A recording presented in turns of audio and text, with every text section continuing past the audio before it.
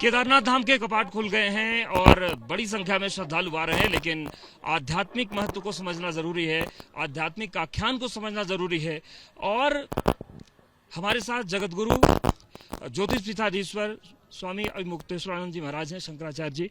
महाराज जी, माफी चाहूंगा, भागते भागते थोड़ा सा शब्द लड़खड़ा गए मेरे, क्योंकि जी जी शंकराचार्य जी, चार धाम यात्रा शुरू हो गई है। 2 दिन बाद बद्रीनाथ धाम के कपाट भी खुल जाएंगे। चार धाम यात्रा का आध्यात्मिक महत्व क्या है? देखिए, असल में हिमालय का महात्म्य है, और उस हिमालय के महात्म्य के साथ साथ यहाँ पर भगवान आदि शंकराचार्य जी ने सनातन धर्म की जो उत्तर की पीठ है उसकी स्थापना कर दी। और फिर उन्होंने यहाँ पर जो बद्रीनाथ धाम है भारत के 4 धामों में, उनसे यहाँ के और 3 धाम जोड़ करके 4 धाम की स्थापना कर दी। सबसे पहले यहाँ पर जब व्यक्ति आता है तो यमुनोत्री जाता है। यमुनोत्री का मतलब यम की बहन यमुना। तो उसके जो दोष पाप होते हैं वो वहाँ यमराज के द्वारा नष्ट कर दिए जाते हैं, तो वो पाप मुक्त हो जाता है। फिर वो गंगोत्री आता है, वहाँ पर दर्शन करता है, उससे उसका गंगा स्नान का पुण्यार्जन हो जाता है।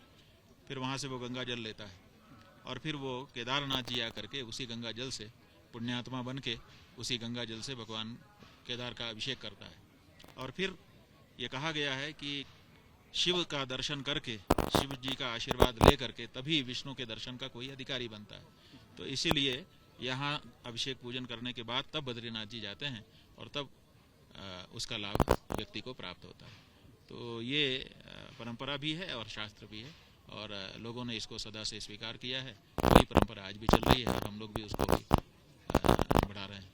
महाराज जी, आधुनिक समय में सुविधाएं लगातार बढ़ती चली जा रही हैं। पहले बड़ी ये दुरूह और दुर्गम यात्रा होती थी, तो जो लोग सुविधा के साथ यात्रा करने आ रहे हैं या सुविधाओं की यहाँ पर चाह रखते हैं, तो क्या उन्हें वही पुण्य मिलेगा जो पहले कठिन यात्रा के साथ मिलता था?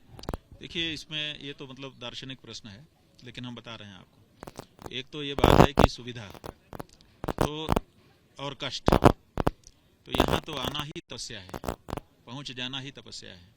इसलिए यहाँ आने वाले व्यक्ति को सुविधा की परवाह नहीं करनी चाहिए।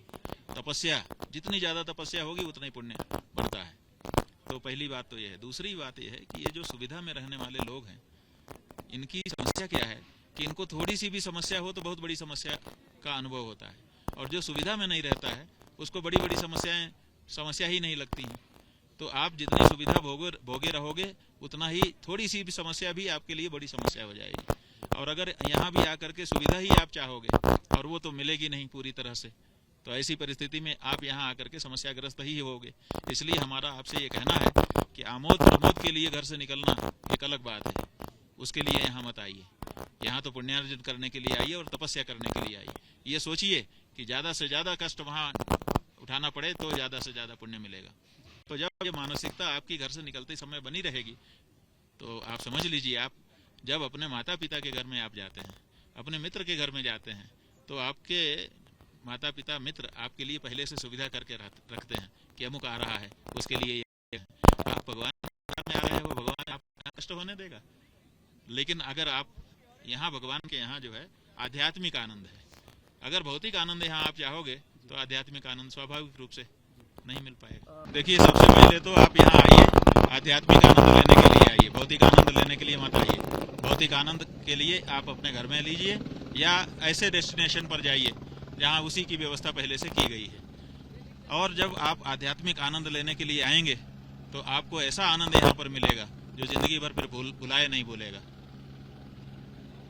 से बात करने के लिए तो ज्योतिष पीठाधीश्वर शंकराचार्य स्वामी और मुक्तेश्वरानंद जी महाराज से हमने बात की। उन्होंने कहा कि 4 धाम यात्रा जो है अपने आप में ही एक तपस्या है, और ऐसे में लोग अगर आध्यात्मिक महत्व को मन में ही रख कर आए तो ज्यादा बेहतर और सफल यात्रा होगी।